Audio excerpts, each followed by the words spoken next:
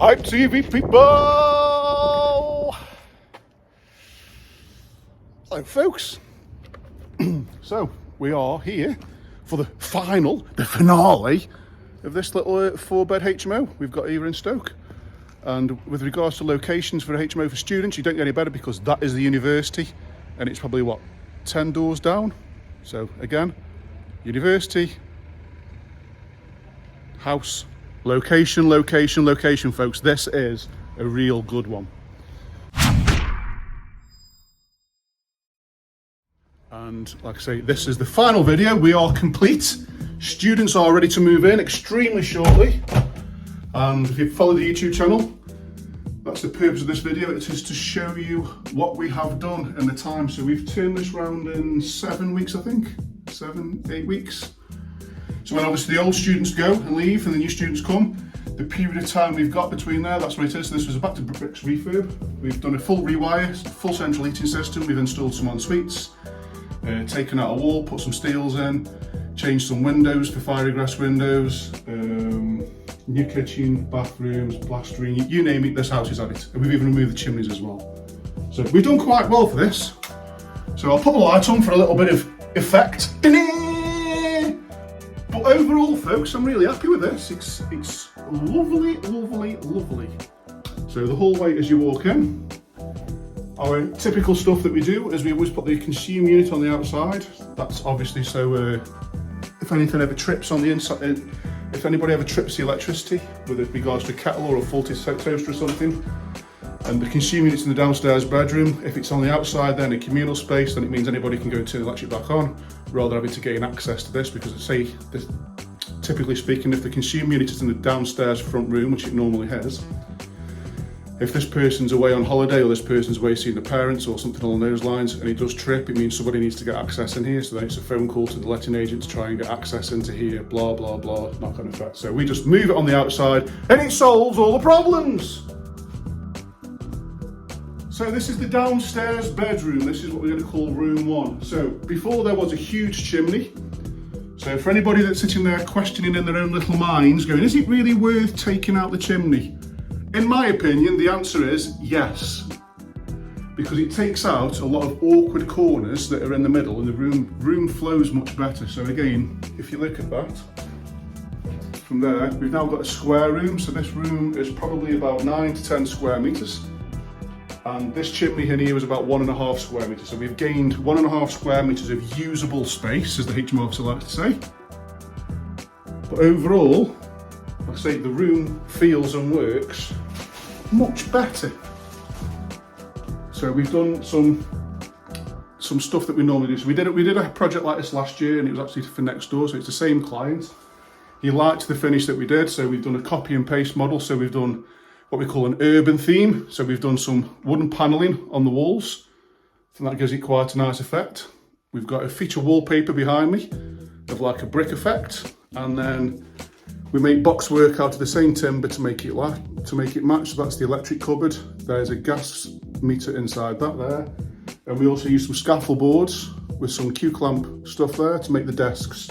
Now obviously with these being students in here, that helps an awful lot because that is strong as and I mean strong as because if you think about that, them scaffold boards take men's weight and a load of bricks and stuff on scaffold when we're doing work. That's just going to take a computer. So when students can be, and I said they can, not all, some students can be a bit hard wearing or a little bit boisterous. Go to town, boys, go to town, because that is not moving. So that saves maintenance costs later on down the line, because if you build your furniture like that and it's really robust, you ain't going to build it again. Another tip.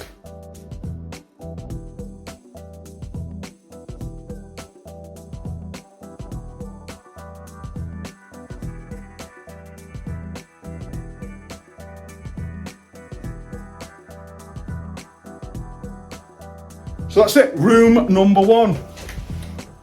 So drum roll. Look at that. Oh, it's beautiful. So what did we do in this room?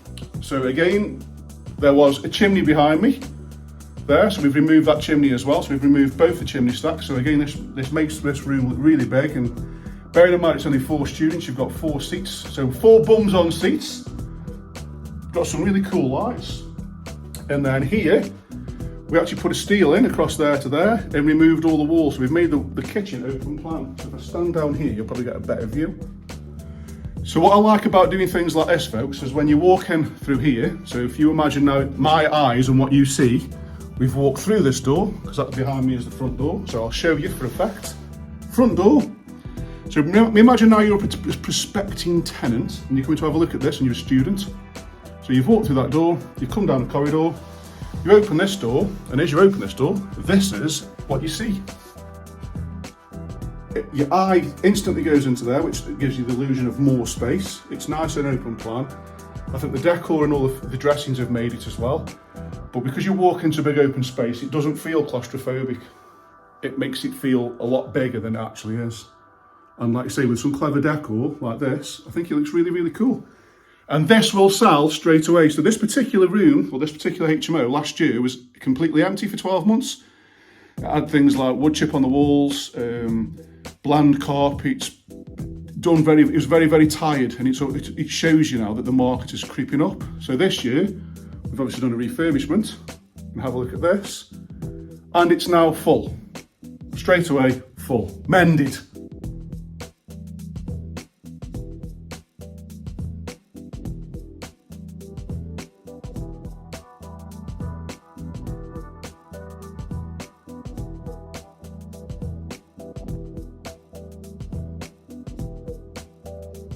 So those of you out there that have got HMOs that are not performing or rooms that are empty, maybe you should think about giving it a little bit of a spruce up like this. And if you do, give me a call, because that's what we do. So I think you can see from that, folks, the finish is quite good. So what we've done is, if I stand over this way so you can see, obviously we've got the kitchen there.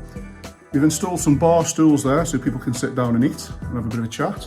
We've also got bums on seats here. We've designed it so that the TV is right the way across the room, so you can sit here and watch the TV, as long as no one's sitting there and having something to eat at the same time. But again, there's only 4 rooms, so you've got 4 bums on seats here, and you've also got an extra 3 seats there, so you've got plenty of seating. HMO officer is very happy, so shitting. And into the kitchen. So we've got a nice little cool extractor. We've got the grey shaker style kitchen. We've got some baby wipes. I wonder what someone's been doing with them, eh? Oh, and this, I'm really pleased with this. So this behind me here is a cupboard, because we kept the old boiler, as you can see.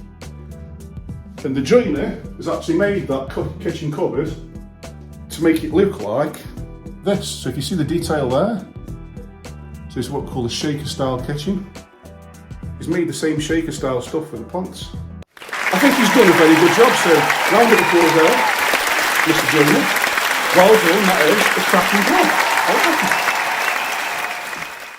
So if we stand here and look that way, that is the view, folks. So we've got a fire escapable access point there, door. We've got a nice big double fridge.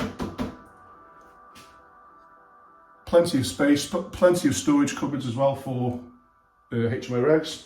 So I think this one's a really good one, folks. And just as you walk in through here, we've also utilised this little space by putting the washing machine and dryer in here, which is just outside the kitchen. So I think it works really, really well.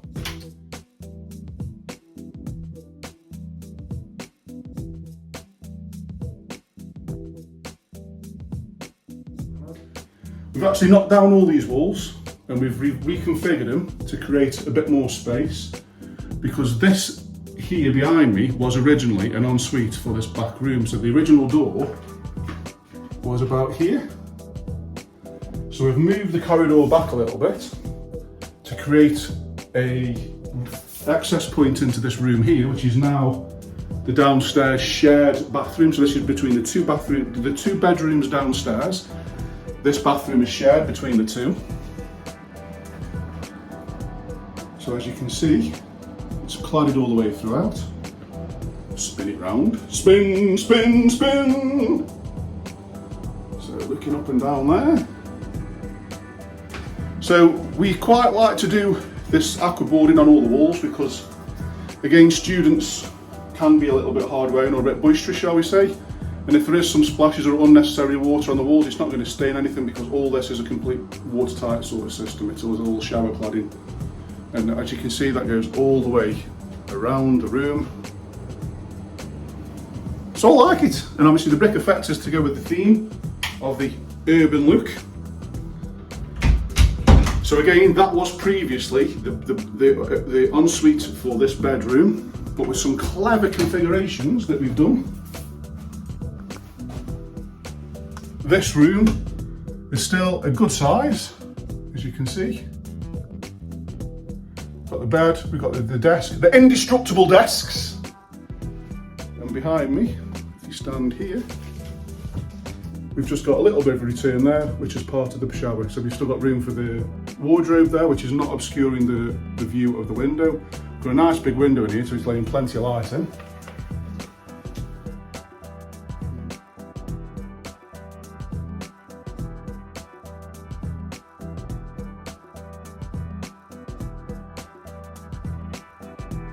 And that, my friends, is pretty much it.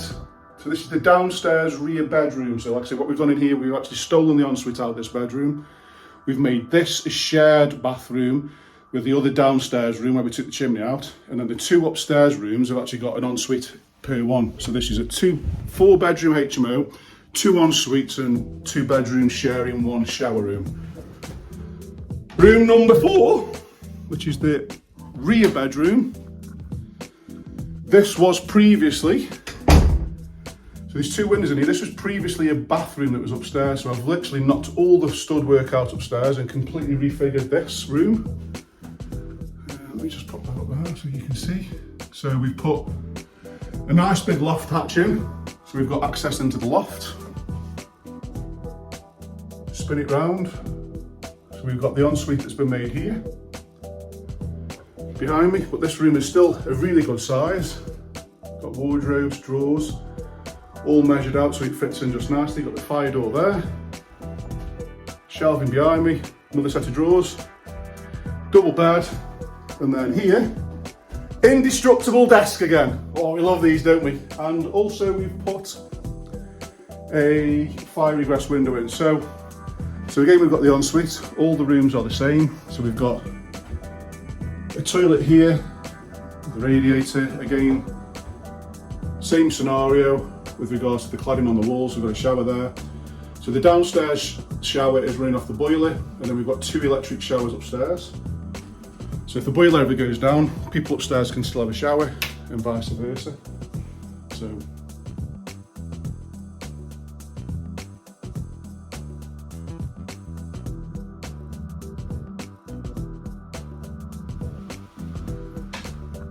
So there you go then, folks, last room. So we have, again, an ensuite here. That's obviously piggybacking on the back of the one in there.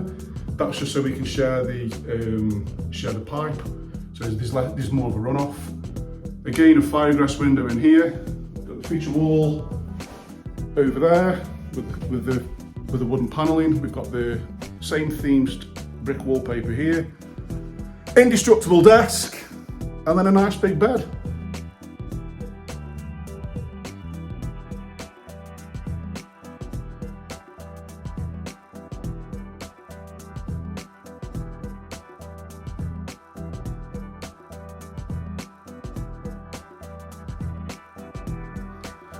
So that's it. We turned this around in, like I say, 7 or 8 weeks, start to finish. Pretty good, happy with the time.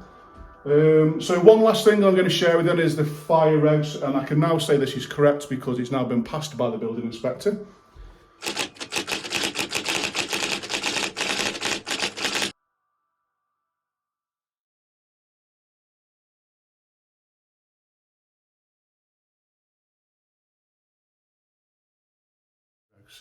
So first things first then, we've got the front door here, okay, in this scenario.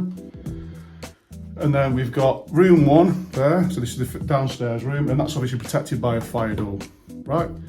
But then we've got what's called a hot zone, so that's the kitchen. So the kitchen, and here, there's obviously open plan. So So because there's no fire door on there, separating the kitchen from the living room, it's not protected, just if that makes sense. So we've installed this fire door here, as it goes across and down there. That fire door goes there, and the reason for that is to protect the route from there. So the person in this downstairs room, if there is a fire, they've got a protection if it's inside this corridor, but they can get out protected by the door behind me.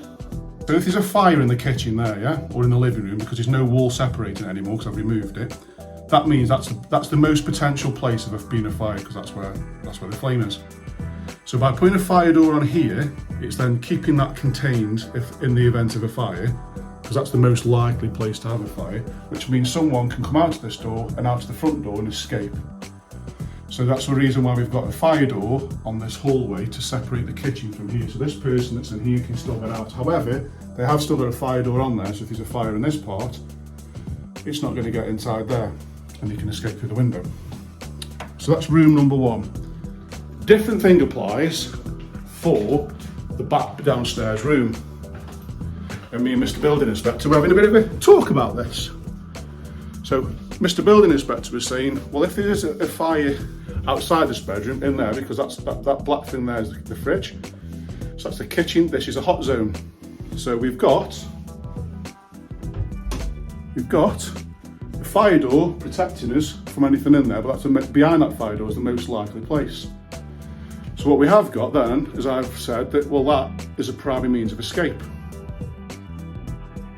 Because if there is a fire behind there, I'm on the ground floor, I can quite easily open that window and crawl out. So the regulations for that, it needs to be 0.75 of a square metre, and that needs to open up, and when the window opens from the edge to the edge of the frame to the edge of the window when it's open, it needs to be 450 mil, and that's what they're deeming as enough space for a human being to crawl out of, which that one complies. And then the same thing applies here. So I didn't want to put a door at the bottom of the stairs because there's nowhere for it to close properly. So which means the two bedrooms upstairs are the same as the downstairs rear bedroom. They are also at risk because if you look outside there, if there's a fire in this room, which is the most common place for a fire to be because it's the kitchen again, same rule applies. This is still one room because there's nothing to separate it, which means the fire can quite easily get up here. But each bedroom has got a fire door. So I've come up with a thing of, well, I'll tell you what, then what we'll do is we'll put fire egress windows upstairs because that makes this downstairs look a lot better. And let's face it, the door at the bottom of the stairs, most students end up lodging open anyway. So that kills a fire break.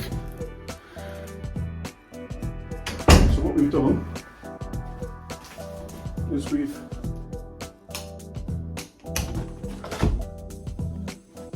put a fire escape window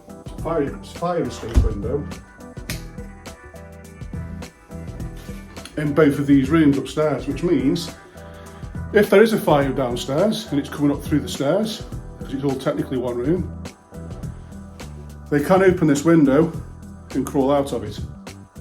So that is now classed as the primary means of escape, and I've now confirmed it's correct.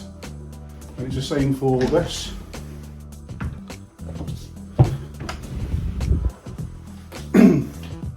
Another fire egress. So why am I telling you this information? So I'm telling you this information because I personally think it makes the house flow a little bit better, gives the illusion of a bit more space, and takes out some practicality of what people generally do. So what do I mean by what I've just said? So I've now saved a fire door going on there between the kitchen and the back room to give it second means of escape. So that saved the owner one fire door to go in there.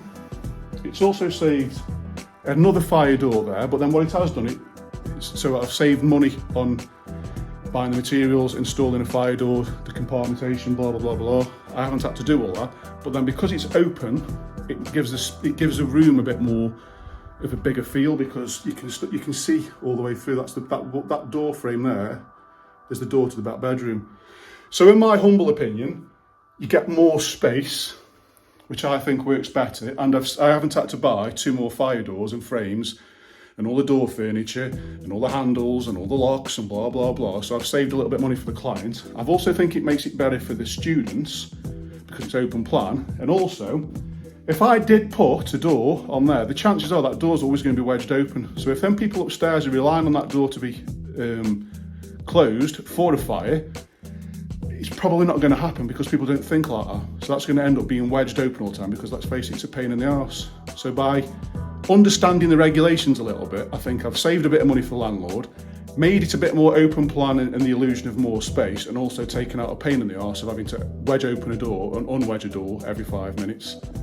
And then you've also got things like, a communal door that is at the bottom here. If it isn't wedged open and it's opening and closing all the time because people are in and out and up and down the stairs all the time, those hinges are opening and closing, they're always moving, so at some point they're going to break down.